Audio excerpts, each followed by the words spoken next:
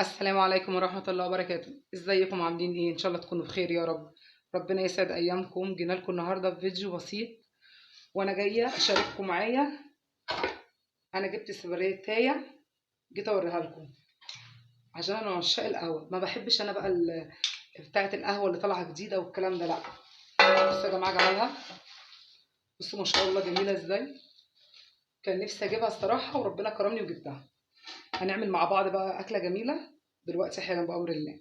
وجبنه بتستعمل سبرتو، جبنا لهم ازازه سبرتو هنعملها بيها ان شاء الله. هنعمل القهوه معاكم، هنشيل بقى الحاجه دي وهنوريكم جبنا ايه. بصوا يا جماعه، احنا النهارده بامر الله جبنا حاجات بسيطه معاكم هنفرزها. جبت كيلو بانيه،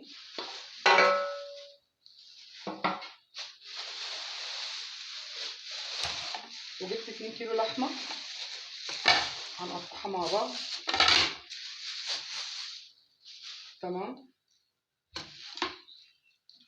2 كيلو لحمه. ودي الكفته اللي انا كنت بقول لكم عليها، انا بجيبها جاهزه. انا بعملها في البيت وكل حاجه، بس ايه، بحب طعم دي قوي الصراحه. جبت كيلو ونص، ده الكيسين دول كيلو ونص. تمام، اللي انا قايله لكم عليها دي. وهنا انا بنزل اجيب شويه حاجات، يعني اللي بقى بيكون حسب الميزانيه اللي في ايدي. انزل اجيب شويه حاجات واركنها. بصوا ده كبد وقوانص، ما لقيتش الا قوانص لان عيالي بيحبوا القوانص. ده كيلو. تمام، هنعمل مع بعض الاكله كده البسيطه وبعد كده نشيل الحاجات دي كامله. وجبت هنا كبده جملي، انا من عشاق الكبده الجملي. بصوا يا جماعه، دي كبده جملي صافي. ده الكيلو ب 250، ده كيلو ونص. هنعملها مع بعض باذن الله. هنقطع اللحمه دي مع بعض.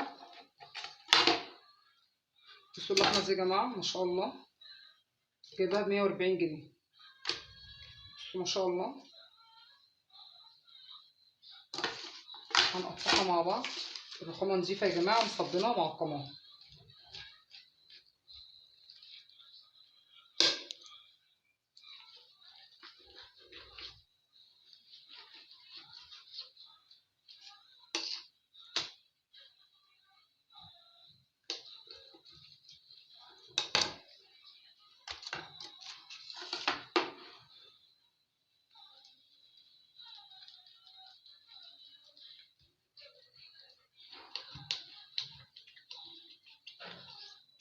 انا بحب الحته يعني ما شاء الله تبقى كبيره. كده خلصنا تقطيع اللحمه، نحطها مع بعض بقى ايه، ما شاء الله نغسلها وهننقعها بشويه خل ونحطها على الحنفيه. ونيجي بقى نعمل معاكم الكبده. هنعمل الكبده مع بعض. بصوا يا جماعه، الكبده الجملي ما بتتغسلش. انا هختلف معاكم لو حد قال لي ايه لا بتتغسل يا مرضينا، لا والله مش بتتغسل، لان كل فايدتها في الشطفه الاولى دي.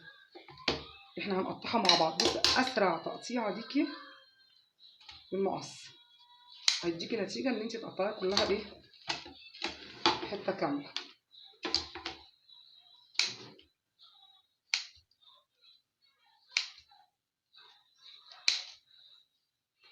يعني ايه اللي هتقرف منها او تحط عليها نص ليمونه اللي ايه عشان الدم، عايزه تشطفيها اشطفيها، بس فايدتها كلها زي ما انا بقول لكم، فايدتها كلها ما شاء الله في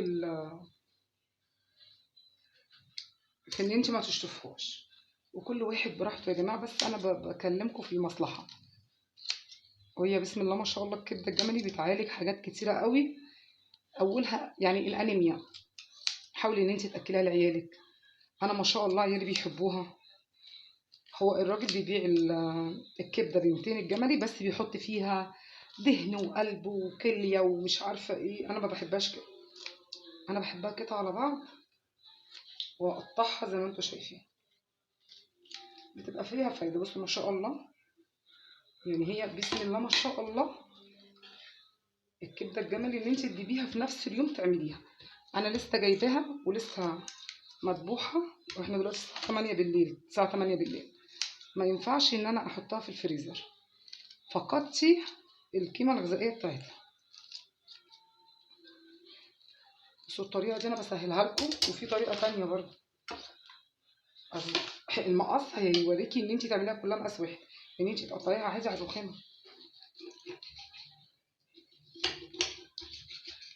التقطيعه اللي انت عايزاها تقطعيها. ممكن تجيبي الصنم وتشوحيه وتسويه الاول وتحطيه لو انت بتحبي الصنم. انا مش بحب الصنم، انا في حاجات بتبقى مع الكبده دي اللي انا جايبها منها. والمهم الكبده ما بتستويش قوي، الكبده لازم تستوي حاجات بسيطه، يعني مثلا 3/4 سوا، ما بتستويش خالص. بصوا ما شاء الله عشان لسه صابحه، تحسي ان هي بتتقطع معايا ايه بسهوله.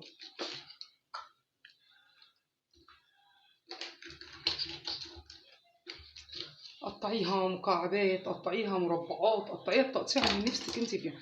انا بحب المقص، بينجز معايا جدا. بصوا المقص بيخليني اعرف ان انا امسكها يعني، واعرف اقطع اللي انا عايزاه. كل التقطيع تبقى زي بعض.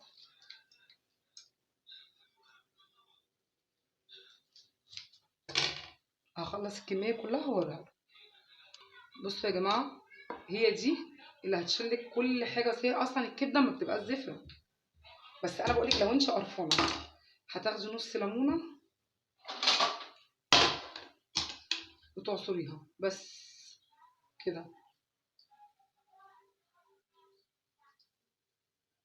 نص ليمونه واحد بس. ولا ما شاء الله فيها دم ولا فيها اي حاجه، بسم الله ما شاء الله.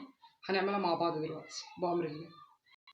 بصوا يا جماعه، الكبده الجملي يعني سمنه بلدي، انا ما عنديش سمنه بلدي. هحط لها زيت ذره، يعني زيت ذره نضيف. الزيت يقدح وهوريكم. هنحط الكميه ما شاء الله معانا.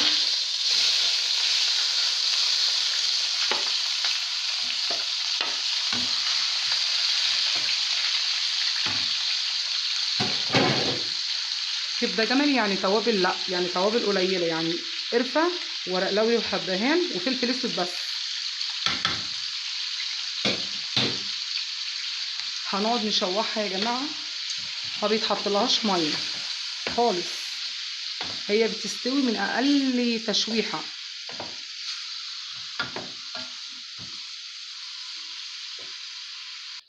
بصوا يا جماعه، هنعمل هنا جوز الطيب.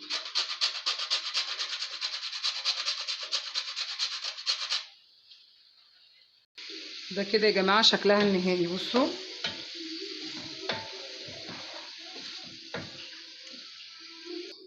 كده ده الشكل النهائي يا جماعه للكبده بتاعتنا. تعالوا اتفضلوا معانا وهناكل جنبها العيش. كنت عايزه اجيب طحينه بس ما فيش، ماله اللفت اللي انا كنت مخلاه معاكم. ايه رايكم؟